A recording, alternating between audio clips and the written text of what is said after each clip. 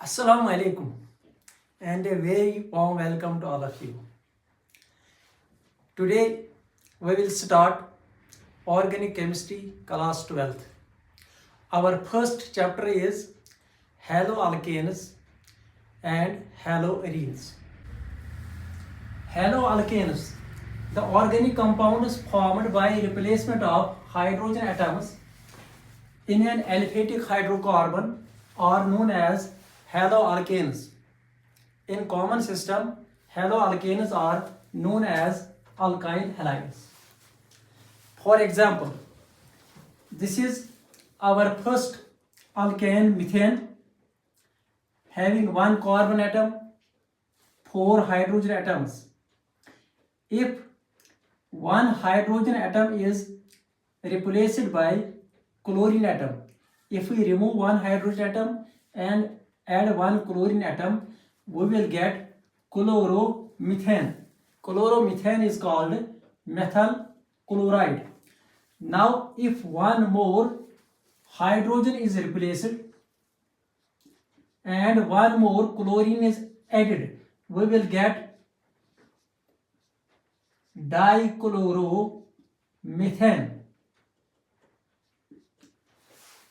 If one more hydrogen atom is removed and one more chlorine is added, we will get trichloromethane.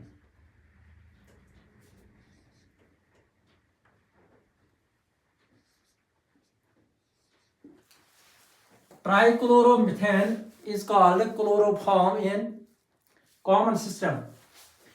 If this hydrogen atom is also removed and one more chlorine atom is added, we will get tetrachloromethane, which is known as carbon tetrachloride. Now let us define haloarenes. Haloarenes are the organic compounds obtained by replacement of hydrogen atoms in an aromatic hydrocarbon. यहाँ पर हम देखेंगे ये benzene की ring है. अगर benzene से हम एक हाइड्रोजन रिमूव करेंगे and if this hydrogen is replaced by chlorine, we will get chlorobenzene. This chlorobenzene is a haloarene. इसी तरह अगर हम बेंजीन से हाइड्रोजन हटाएंगे और यहाँ पर ब्रोमीन सब्स्टिट्यूट करेंगे, if hydrogen atom in benzene is replaced by bromine, we will get bromobenzene. Chlorobenzene and bromobenzene are well known examples of haloarenes. Haloarenes are also known as aryl halides. अगर आप conceptual पढ़ोगे तो कोई भी exam आपको difficult नहीं लगेगा, चाहे वो बोर्ड एग्ज़ाम हो या कॉम्पिटिटिव एग्ज़ाम हो. बेटा अगर क्वेश्चन एग्जाम में आता है what is difference between haloalkanes and haloarenes, first of all we will give the definition of haloalkanes and haloarenes. Difference में पॉइंट नंबर 2 हम देखेंगे. अगर हम कोई भी haloalkane देखेंगे, if we take any haloalkane, for example this is our chloromethane, इसमें ये जो कार्बन है, कार्बन ने 4 सिंगल बॉन्ड, 4 सिग्मा बॉन्ड बनाए हैं, इसलिए ये जो कार्बन है इसकी हाइब्रिडाइजेशन होगी sp3 हाइब्रिडाइजेशन. तो यहां पर हम haloarenes में अगर हम देखेंगे, ये जो कार्बन एटम है, इस कार्बन के पास 3 सिग्मा बॉन्ड है. या आपको पता होगा जब एक कार्बन डबल बॉन्ड बनाता है तो इस कार्बन की हाइब्रिडाइजेशन जो होती है वो होती है sp2. haloalkanes और haloarenes में डिफरेंस जो है वो हाइब्रिडाइजेशन की है. इन haloalkanes carbon atom is sp3 hybridized and in haloarenes the carbon atom is sp2 hybridized. 2025 में एक क्वेश्चन आया था, why are haloarenes less reactive than haloalkanes? There are two reasons. Point number one, the difference between the hybridization. In haloalkanes, the carbon atom is sp3 hybridized. This bond between carbon and chlorine is polar covalent bond. Since chlorine is more electronegative, it will attract the shared pair of electrons towards it, and a small partial negative charge will be developed on chlorine, and same amount of positive charge is developed on carbon.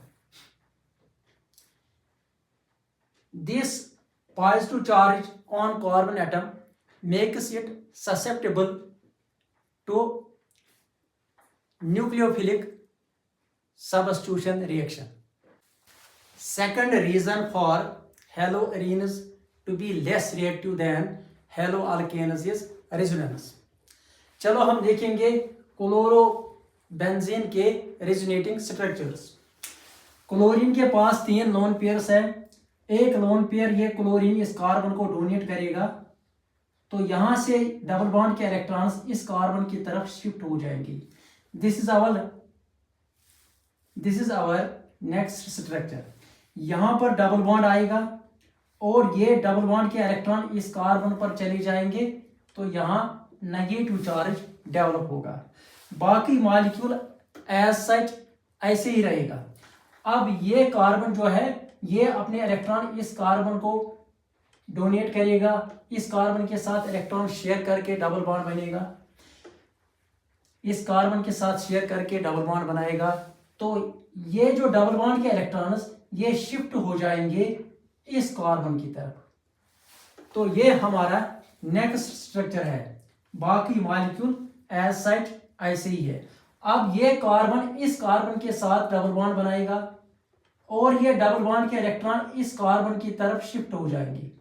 तो हमारा next structure ये है। बाकी molecule as such ऐसे ही है। अब ये carbon इस कार्बन के साथ डबल बॉन्ड बनाएगा और ये डबल बॉन्ड के इलेक्ट्रॉन्स यहां शिफ्ट हो जाएंगे। तो ये हमारा फाइनल स्ट्रक्चर है। अब क्लोरीन के पास वापस 3 लोन पेयर है। यहां पर हम देखते हैं रेजोनेटिंग स्ट्रक्चर्स में यहां भी डबल बॉन्ड है, यहां भी डबल बॉन्ड है, यहां भी डबल बॉन्ड है। Double bond is strong as compare to single bond. This is another reason why haloarenes are less reactive than haloalkanes. In other words, we may say that haloalkanes are more reactive than haloarenes towards nucleophilic substitution reaction. इस class में हमने सीखा what are haloalkanes and what are haloarenes. Haloalkanes are derivatives of aliphatic hydrocarbons. Haloarenes are derivatives of aromatic hydrocarbons. और यहाँ हमने 2 important question भी discuss किए। एक ये है कि what is difference between haloalkanes and haloarenes. तो डिफरेंस में सबसे पहले पॉइंट नंबर 1 हम दोनों की डेफिनेशन लिखेंगे और फिर हेलोअल्केन्स और हेलोअरेन्स में जो मेन डिफरेंस है that is difference of hybridization. In haloalkanes the carbon atom is sp3 hybridized and in haloarenes the carbon atom is sp2 hybridized. Moreover haloalkanes में कार्बन और हेलोजन का बॉन्ड होता है वो पोलर बॉन्ड होता है। और एक क्वेश्चन हमने डिस्कस किया, haloarenes are less reactive than haloalkanes towards nucleophilic substitution reactions. Reason number 1 है hybridisation. In haloalkanes carbon atom is sp3 hybridized and in haloarenes carbon atom is sp2 hybridized. Since sp2 hybridized carbon atom is more electronegative than sp3 hybridized carbon atom, hence the carbon halogen bond in haloarenes is a strong bond. That is why they are less reactive towards nucleophilic substitution reactions than haloalkanes. Point number 2, is because of resonance, and we have seen that haloarenes are resonance stabilized, hence they are less reactive towards nucleophilic substitution reactions than haloalkanes.